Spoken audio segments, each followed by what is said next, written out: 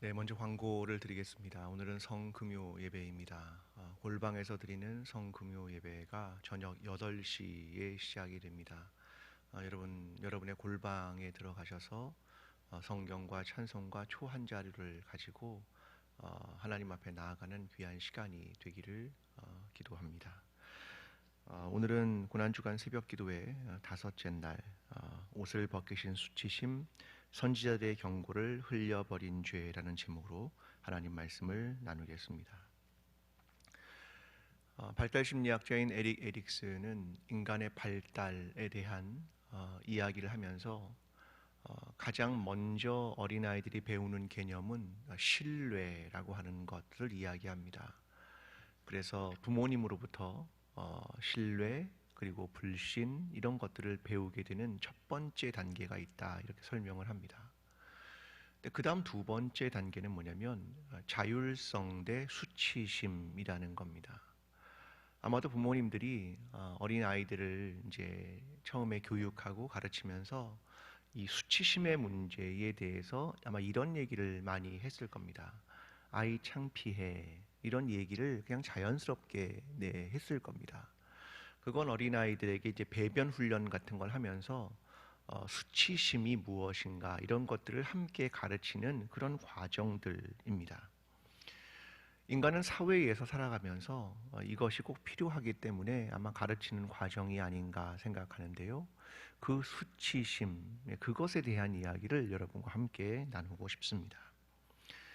오늘 본문은 예수님께서 십자가에 달리셨습니다.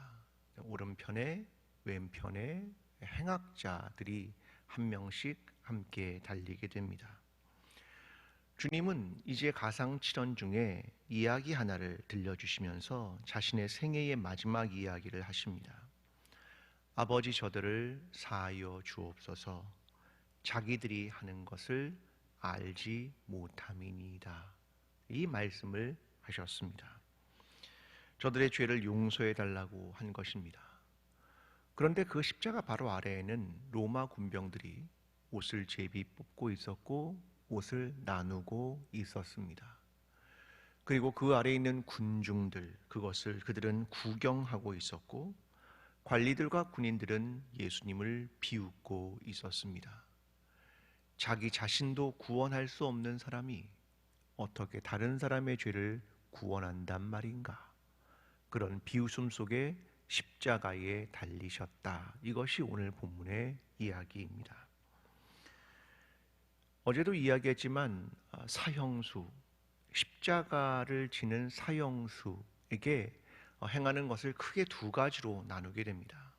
하나는 놀이 측면입니다. 로마 군병들이 노는 겁니다.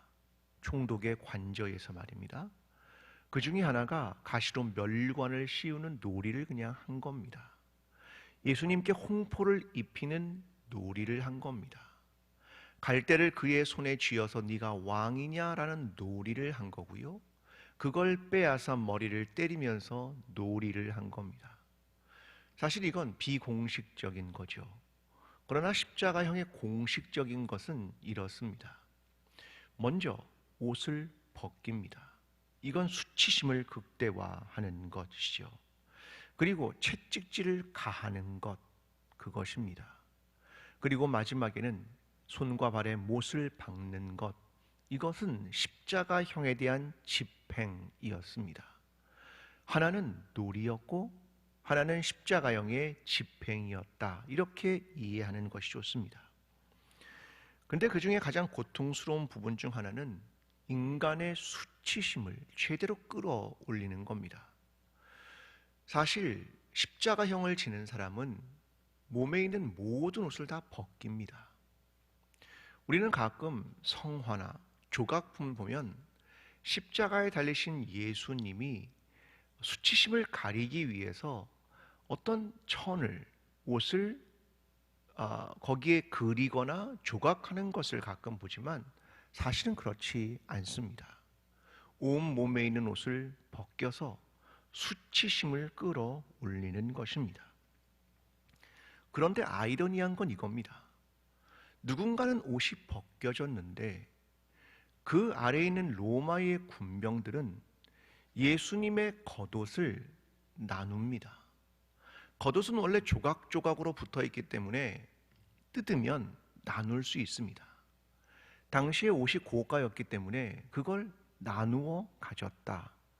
그런데 문제는 이 속옷은 통으로 짠 겁니다. 그러니까 나눌 수가 없다는 거죠. 그래서 그들이 제비를 뽑아서 가진 겁니다. 누군가는 십자가형으로 가지고 있는 최소한의 옷마저 빼앗기고 있는데, 누군가는 십자가 아래에서 그 옷을 나누고 제비 뽑고 있었다. 정말로 아이러니한 일이 아닐 수 없습니다. 성경은 인간의 수치심에 대한 처음의 이야기를 창세기에서 들려줍니다. 아담이 타락한 이후에 하나님은 아담을 부르십니다. 아담아, 아담아, 내가 어디 있느냐?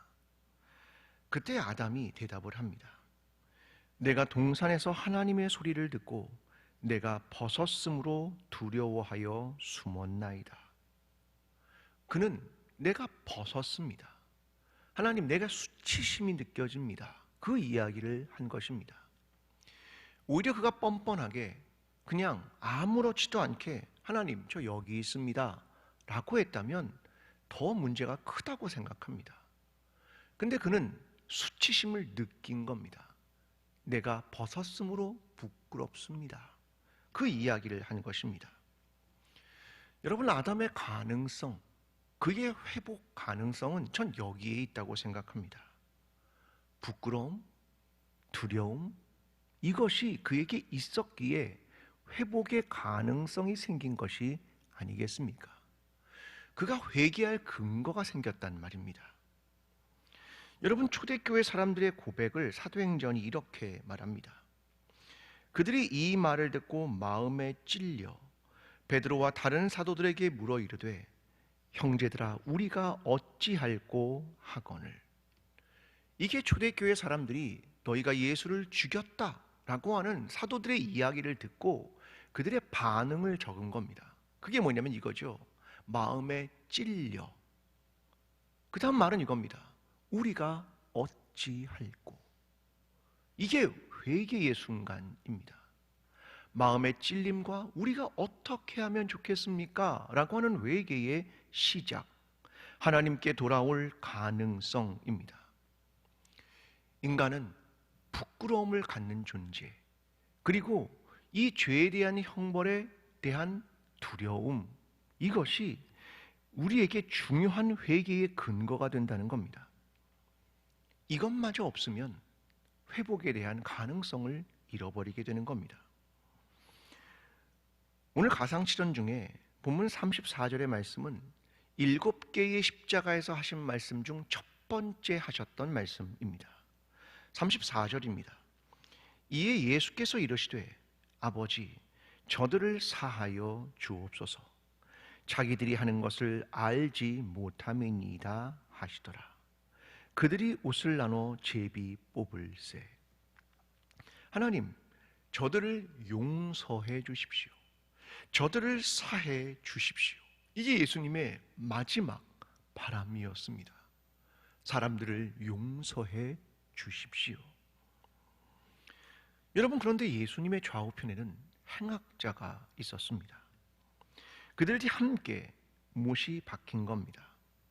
주님은 한 행악자가 구원해 달라고 요청하니까 그 죄를 용서해 주는 과정을 보여줍니다. 그런데 십자가 아래에서는 너무나 다른 일이 또 벌어지고 있었습니다. 본문 35절부터 37절입니다. 백성은 서서 구경하는데 관리들은 비웃어 이르되 저는 남을 구원하였으니 만일 하나님이 택하신 자 그리스도면 자신도 구원할지어다 하고 군인들도 희롱하면서 나와 신포도주를 주며 이르되 내가 만일 유대인의 왕이면 내가 너를 구원하라 하더라.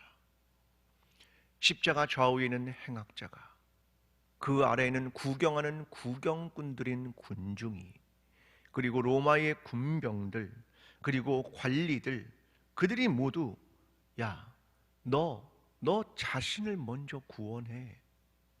너는 너 자신 하나도 구원하지 못하면서 누구를 구원한다고 말하는 거야?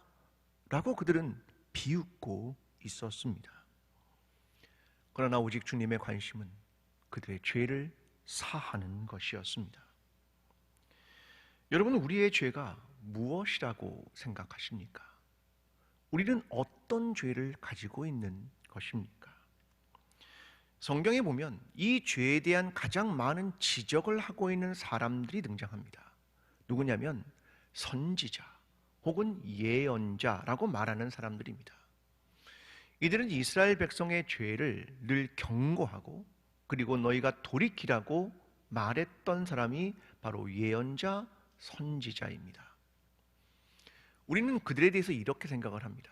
예언자라는 말 속에 그들은 미래에 대한 이야기를 하고 있어 라고 말하지만 사실은 아닙니다.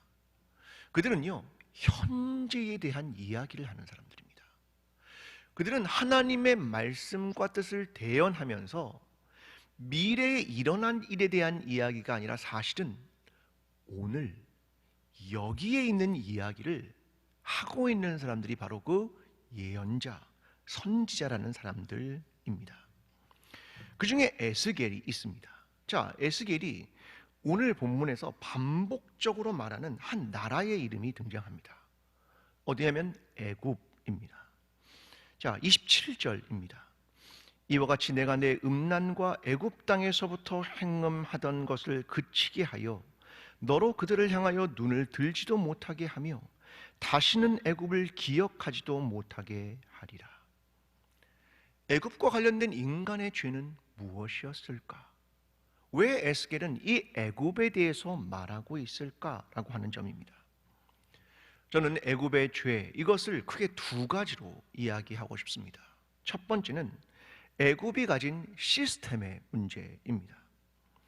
애굽은요, 그곳에서 이스라엘 사람들이 한 가장 큰 일은 성을 건축하는 일이었습니다. 출애굽기 1장 11절은 이렇게 말합니다. 감독들을 그들 위에 세우고 그들에게 무거운 짐을 지워 괴롭게 하여 그들에게 바로를 위하여 국고성 비돔과 라암셋을 건축하게 하니라. 자, 이 비돔과 라암셋 성이란 어떤 성이냐면 저장의 공간입니다. 그들이 얻었던 부, 그것을 저장할 수 있는 성이 어디냐면 바로 이 성들입니다. 그러니까 이스라엘 백성들이 건축하고 있는 게 뭐냐면 저장 공간이라는 말입니다. 이걸 위해서 이스라엘을 노예로 부린 겁니다. 그러니까 자, 애굽의 시스템은 뭐냐면 우리가 부를 획득하면 이걸 분배하고 나누어 주는 게 아니라 우리 자신을 위해서 저장하는 시스템. 그걸 위해서 사람들을 동원하고 노예로 삼고 돌리는 시스템. 이것이 애굽이 갖는 생산과 저장 시스템입니다. 이를 위해 노예들의 노동을 착취하는 시스템, 이게 애굽이 갖는 시스템입니다. 그런데 오늘 우리 사회와 대단히 비슷합니다. 더 많은 생산, 더 많은 저장, 그리고 소수의 사람들이 부를 갖고 부를 대물림하는 것. 그때 다른 사람들을 고용하고 노예 같은 삶으로 계속해서 시스템에서 돌리는 삶. 이게 애굽과 다르지 않은 거란 말입니다. 두 번째 문제입니다. 음행입니다. 27절입니다. 이와 같이 내가 내 음란과 애굽 땅에서부터 행음하던 것을 그치게 하여. 자, 여기서 음란과 행음이라고 하는 이 문제는 우상 숭배에 대한 문제입니다. 이스라엘 백성에게 여호수아가 이렇게 말한 적이 있었습니다. 여호수아 24장 14절에서 그러므로 이제는 여호와를 경외하며 온전함과 진실함으로 그를 섬기라. 너희의 조상들이 강 저쪽과 애굽에서 섬기던 신들을 치워버리고 여호와만 섬기라. 여호수아의 이야기는 이것입니다. 넌 애굽에서 섬겼던 신들을 치워버려라. 그 이야기를 들려줍니다. 애굽의 신들을 그들이 섬겼다. 그 이야기입니다. 우상 숭배죠. 근데 그들이 광야를 나와서 첫 번째로 만든 우상이 하나 있었습니다. 아론이 만든 금 송아지입니다. 어디서 받겠습니까? 애굽에서 받겠죠. 애굽의 우상 숭배에서 그가 봤을 겁니다. 그러면서 이렇게 말합니다. 자 봐라, 너를 애굽에서 이끈 하나님이야. 그렇게 백성들에게 이야기를 합니다. 이름은 하나님인데 모양은 송아지고 재질은 금이란 말입니다. 여러분, 이 안엔 우상 숭배에 정말로 많은 의미들이 담겨 있습니다.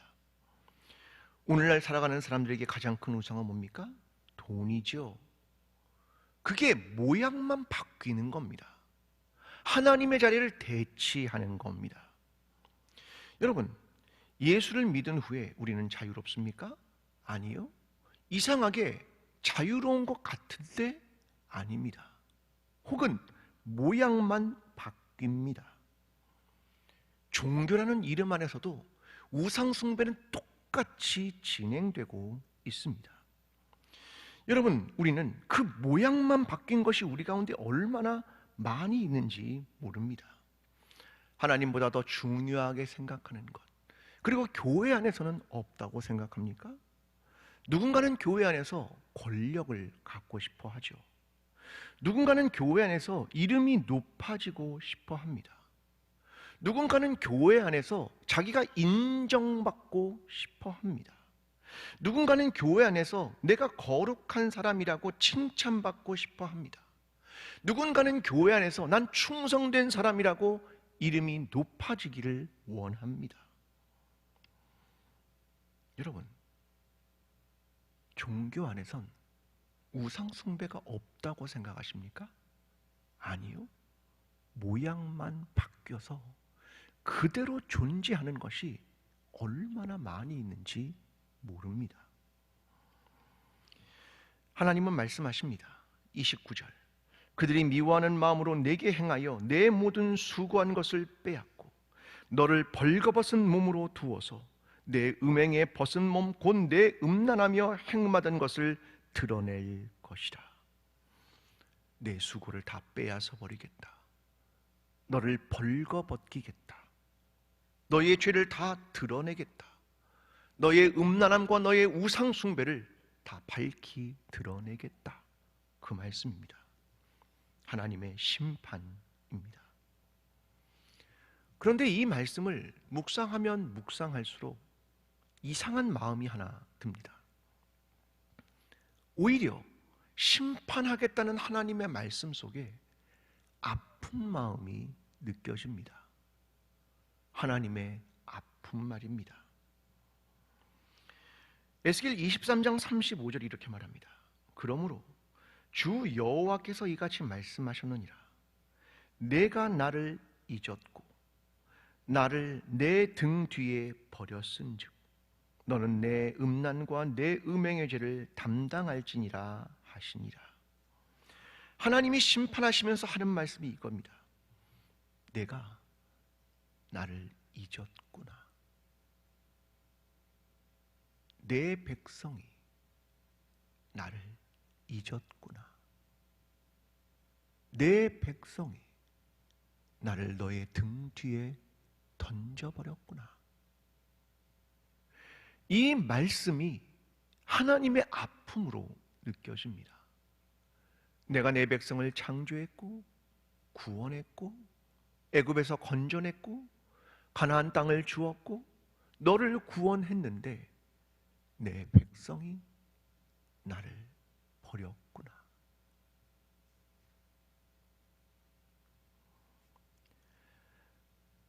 주님은 십자가에 달리셨습니다.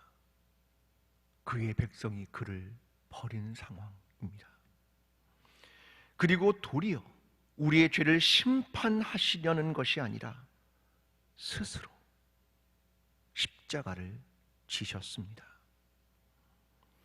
인간의 죄에 대한 하나님의 심판을 하나님 스스로가 십자가에서 지신 겁니다. 우리는 착각하면 안 됩니다.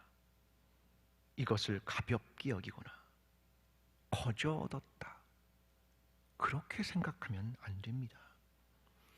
그때 우리에게 죄에 대한 수치심이 사라지고 회개가 사라지게 됩니다. 그냥 주님이 십자가를 지신 것으로 우리의 죄의 대가와 죄의 엄중함이 사라지면 안 됩니다. 오늘 성금요일입니다. 주님은 십자가에서 모든 옷이 벗겨지며 수치심을 당하셨습니다. 사실 우리가 느껴야 할 부끄러움과 수치심입니다. 그것을 주님이 대신 지신 것입니다.